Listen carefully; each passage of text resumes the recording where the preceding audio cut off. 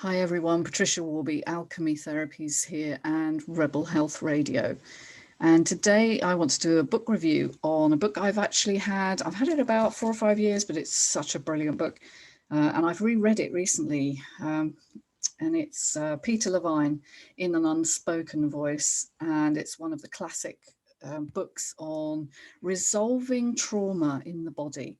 Now, that may seem perhaps something that you are not resonating with. Perhaps you've no idea if you've got unresolved trauma. Most people who've gone through a childhood have some, because the symptoms that arise can be not the classic symptoms of trauma, not flashbacks or having violent dreams or whatever. They can be bodily symptoms, things like frozen shoulder, IBS, pain, particularly chronic pain of fibromyalgia, and fatigue as well.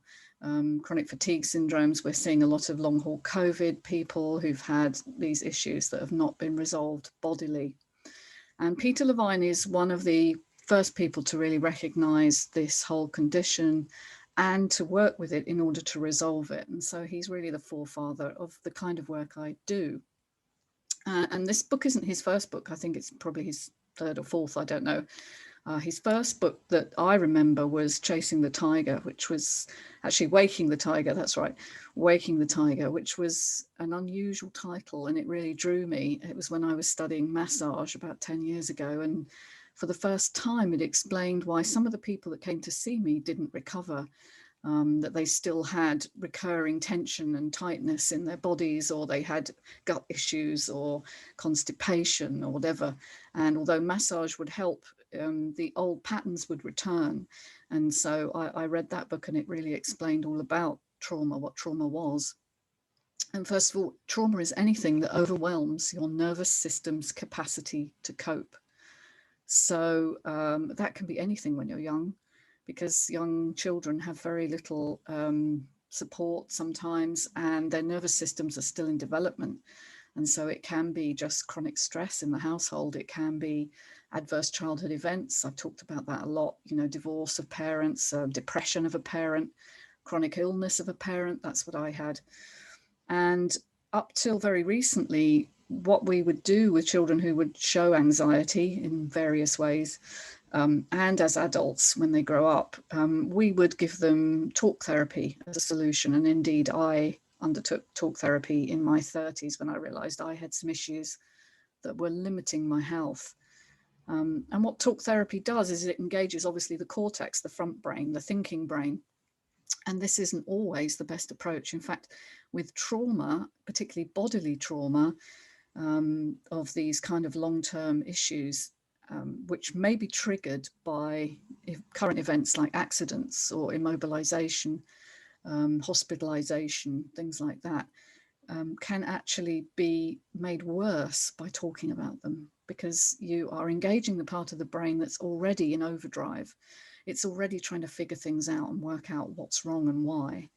And actually, Peter's work really shows us that it is a bottom-up approach that works best. So not this top-down thinking approach and talking about the issues, but actually allowing yourself to feel in your body what's going on and to track it without judgment, without fear, and without shutdown. Now, I've talked elsewhere about polyvagal theory.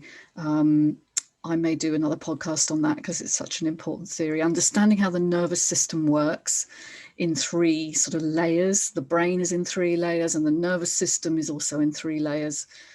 And the vagus nerve, which is one of the most important nerves in the body, which really is the basis of this mind-body connection, because it connects the viscera, all your internal organs, to your brain, is acutely feeding back information. So it's not a top-down approach, because the brain isn't just telling the viscera what to do. It's actually the viscera are feeding back information to the brain to say how you're feeling.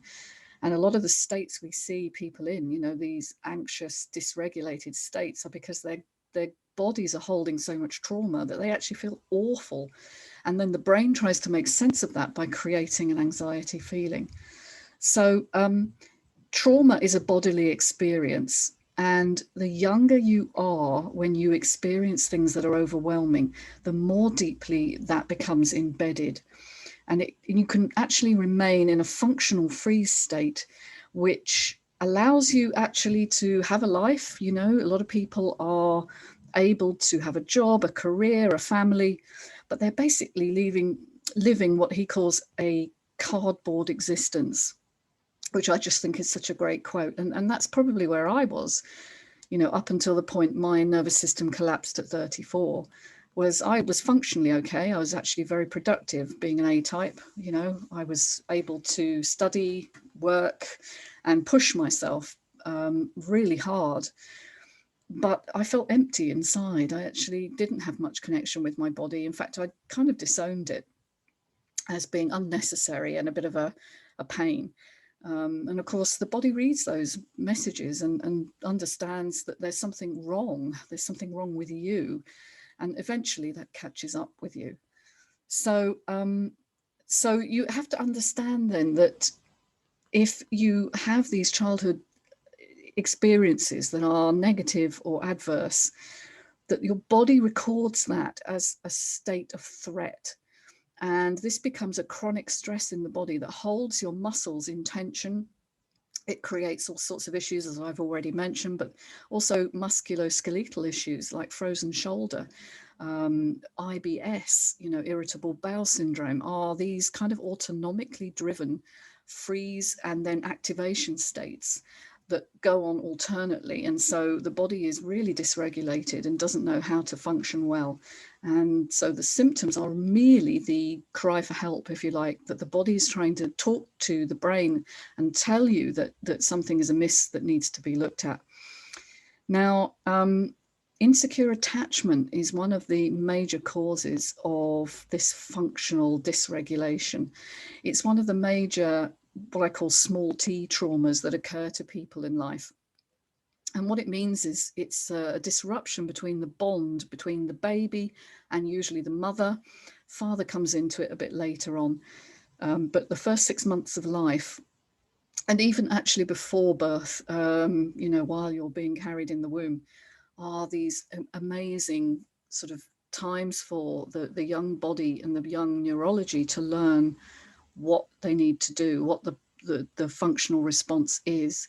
And if there's a lot of stress in that setup, if the mother is stressed, for instance, or the birth is difficult, or there's divorce impending, or a bereavement somewhere in the family line, around that time, the baby's body learns to feel unsafe throughout that time. And that's a very strong lesson that the body remembers and plays out throughout the life course. And so in order to heal, we have to engage a certain level of body connection, this bottom up approach with the safety of another. And that's what therapy provides, the neurological safety or grounding of being in the presence of someone who feels neurologically safe to you. Another thing that gets embedded through these kind of dysregulated states is shame. And shame we tend to think of as being ashamed, but it's not always that simple. Shame can embed itself as a feeling of being wrong, of being bad, of being somehow the cause of any problem that you're having. And I see this a lot in chronic illness, people coming to me and saying, you know, I should be better by now. I've really tried to get well, but I don't know, I'm just unfixable. I'm just too far gone. Or people with disordered eating who believe that, you know, shoving down food is, although it's, you know, not something they want to do, they feel driven to do. And then the subsequent weight gain or change in body shape becomes a source of deep shame. Well, shame is also an embodied state of dysregulation, this pervasive sense of badness, if you like. And Peter talks about that as well. And I think he's very illuminating in how he describes it.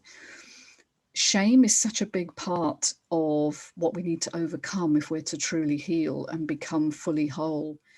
And again, this is a lot easier when you have the safety and grounding of another person with you who can teach you that what you're feeling is a learnt response, and it's not necessarily true that you're the one to blame or you're the bad one. You actually have a sense of goodness.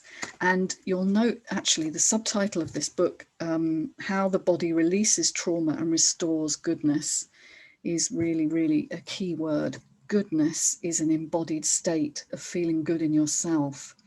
And so few people have that in this world. And when you're around people like that, you really know, you feel it, you feel connection with them, you feel warm around them, you feel good around them.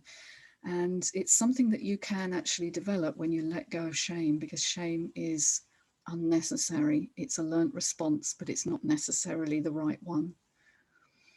And the other way we do this, apart from this grounding and holding in safety, is we teach people to notice their bodily sensations and track them in real time, being here, being present in the now, without the judgment or the internal dialogue of what should be happening, and that kind of analytical overthinking, the monkey mind that goes round and round and round.